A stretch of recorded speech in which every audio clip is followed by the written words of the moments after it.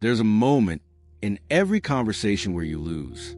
You don't feel it at first, but your body knows. Your shoulders creep forward. Your voice tilts up. Your eyes flick away. And you have no idea why. You didn't get insulted. Nobody attacked you. Nothing actually happened.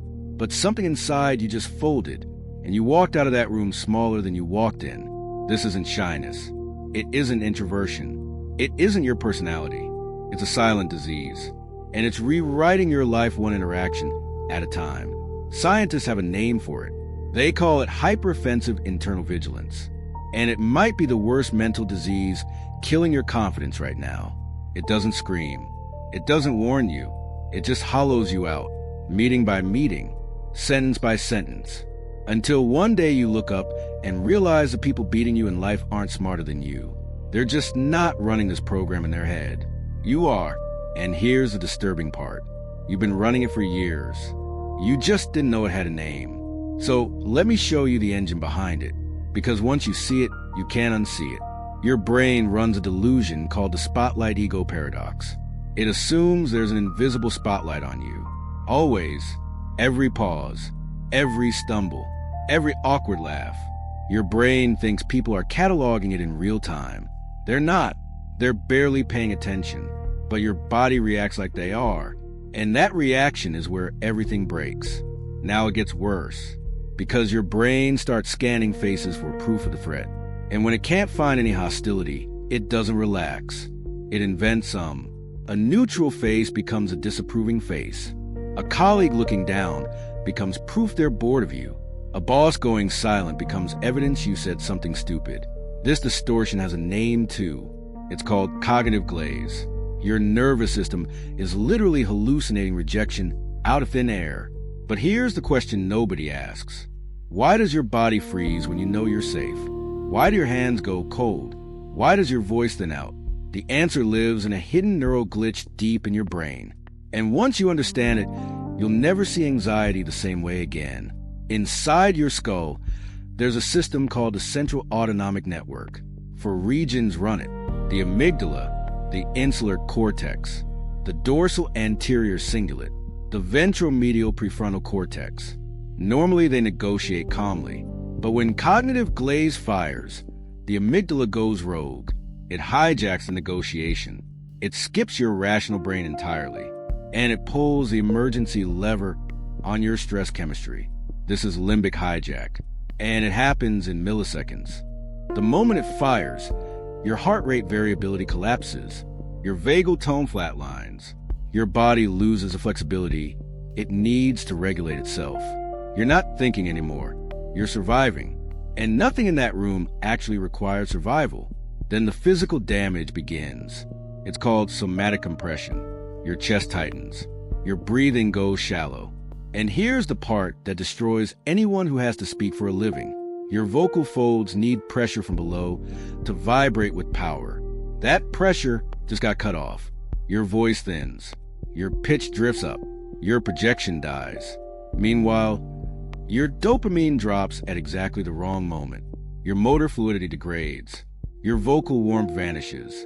Half your working memory gets kidnapped by an internal auditor replaying your last sentence. The other half is trying to build your next one. That's why you stumble. That's why filler words explode.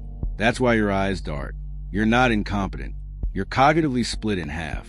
And now your body starts broadcasting ancient surrender signals. Posture collapses. Pitch rises. Gaze drops. Biologists call these signal non-threat displays.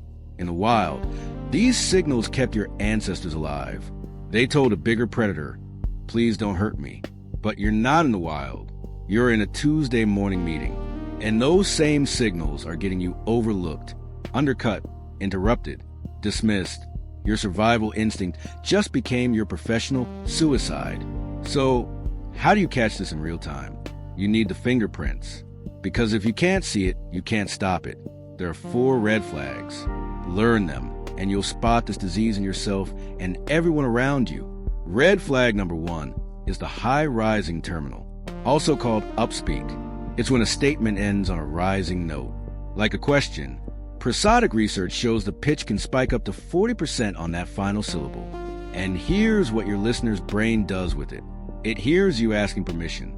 It hears you doubting your own words. So why should they believe them?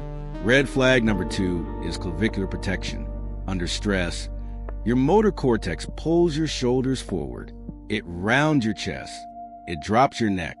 Anatomically, it's protecting your carotid artery from a strike. It's a shield, but you're not being struck. You're just talking. And that shield is now a billboard. It broadcasts vulnerability. It signals low dominance. And people who don't even know why suddenly feel comfortable interrupting you. Red flag number 3 is where it gets scientific. It's called the visual dominance ratio. Researchers DeVideo and Ellison defined it. Take the time you look at someone while speaking. Divide it by the time you look at them while listening. Confident people score 1.0 or higher. They hold gaze while talking. They release gaze while listening. But someone drowning in this disease flips the ratio.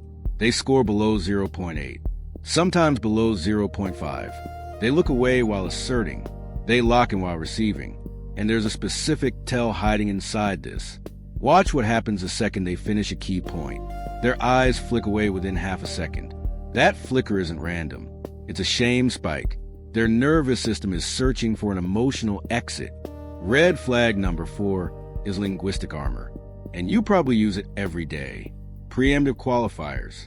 This might be a stupid question, but I could be wrong, but I'm no expert, but just a quick thought. Every one of these is a psychological pre-buffer. You're softening the blow before rejection even shows up. But listeners don't hear humility. They hear a warning label. You just told them your content isn't worth much. So they treat it that way. Now here's the part that should genuinely scare you. There are people who know these patterns exist, and they use them against you, on purpose. Let me show you 2 of them. The first one plays out in the workplace. It's called tactical inattention. Picture the scene. You're pitching an idea. The senior person doesn't object, doesn't nod, doesn't smile. They glance at their phone. They let silence hang. They wear a faint, unreadable smirk. They give you nothing. And under this disease, nothing becomes everything. Your cognitive glaze fires. Your somatic compression kicks in. You start filling the silence with noise. It sounds like this. So my proposal for this quarter, if we actually have the budget available, is to pivot towards short-form content distribution, if that makes sense to everyone. Notice the qualifiers. Notice the upspeak. Notice the shoulders rolling in. You just handed them the entire room, and they didn't say a word. But here's the counterscript, and it's brutal in its simplicity. When they go silent, you go silent. You stop mid-thought. If you have to, you hold physical stillness for 2 full seconds. It'll feel like 20. You lower your pitch by half an octave. You lock your gaze on the bridge of their nose. Not their eyes, their nose bridge. It reads as steady, not aggressive. Then you say this. David, you look hesitant on the numerical pivot. What specific metric are you assessing right now? What just happened is architectural. You didn't defend. You didn't explain. You didn't apologize for existing. You transferred the burden back to them. Their silence was a trap. You turned it into their interrogation. The second scenario is even more expensive.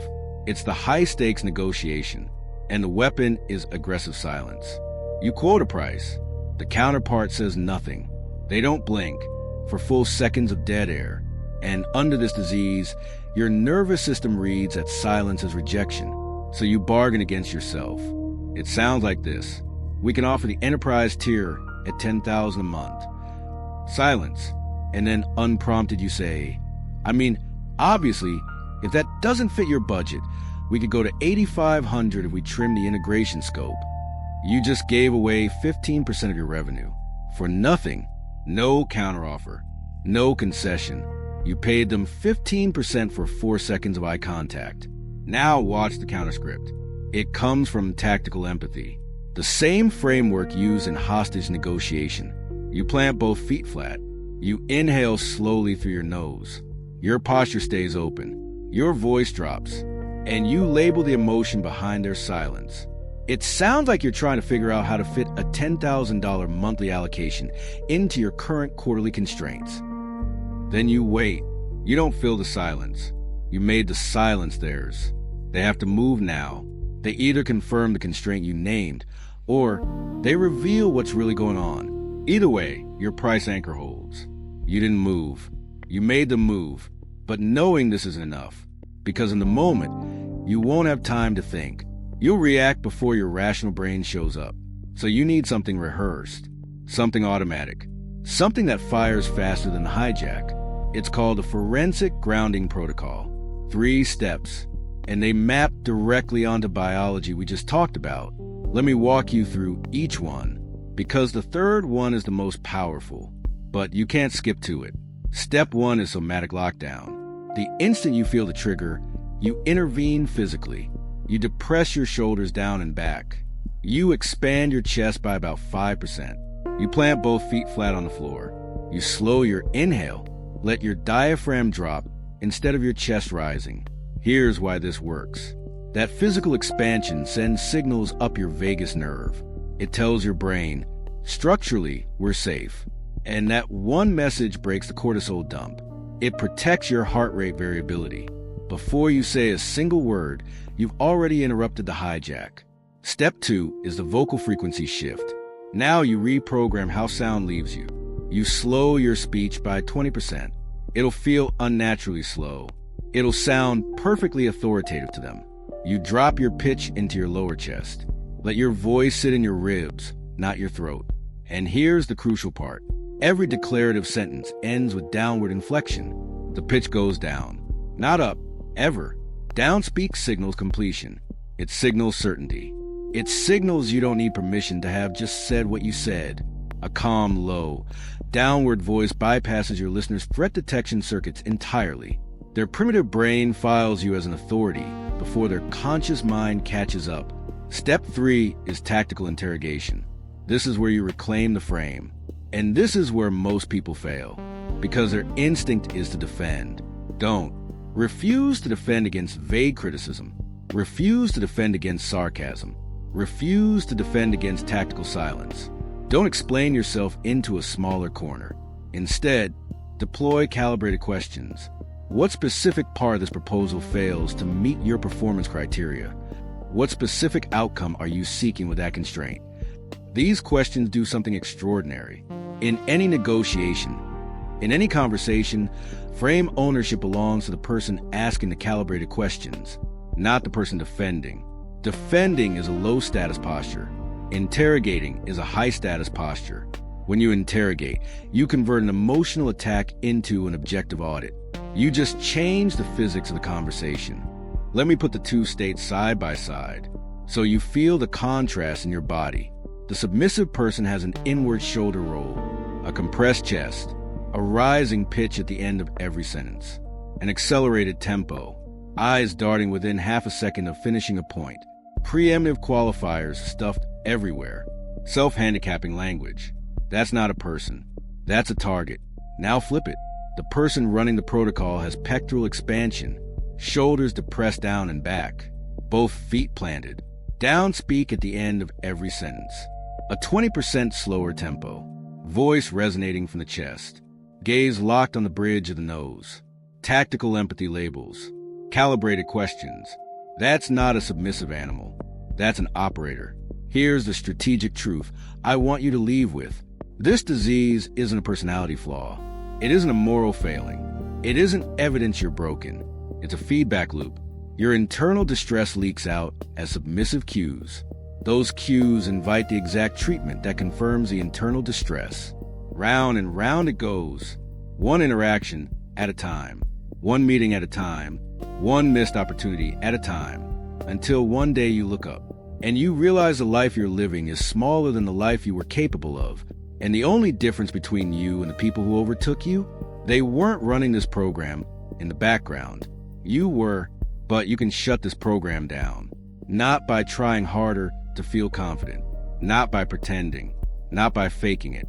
You shut it down where the damage actually happens. In your body. In your voice. In your framing. Lock down your soma. Shift your vocal frequency. Interrogate instead of defend. Do this consistently. And something quiet but seismic starts to change. People stop finishing your sentences. Silence stops scaring you. Rooms start reorganizing themselves around your presence, not in spite of it. The invisible spotlight that used to burn on your skin, it finally switches off, because you're not performing for it anymore. You're the one holding it. Now here's what happens next. You'll walk into your next meeting. You'll feel the old patterns start to rise. Your shoulders will want to roll forward. Your voice will want to tilt up. Your eyes will want to dart. And in that exact moment, you have a choice. You can run the old program, or you can run the new one. Somatic Lock-Down, vocal frequency shift, tactical interrogation, 3 steps, under 2 seconds. And the entire architecture of the room changes. Try it once, just once. Watch what happens to the person across from you. Watch their pupils adjust. Watch their posture shift. Watch them start choosing their words more carefully. Because your body just told their body who's actually in charge. That's the game. That's the whole game.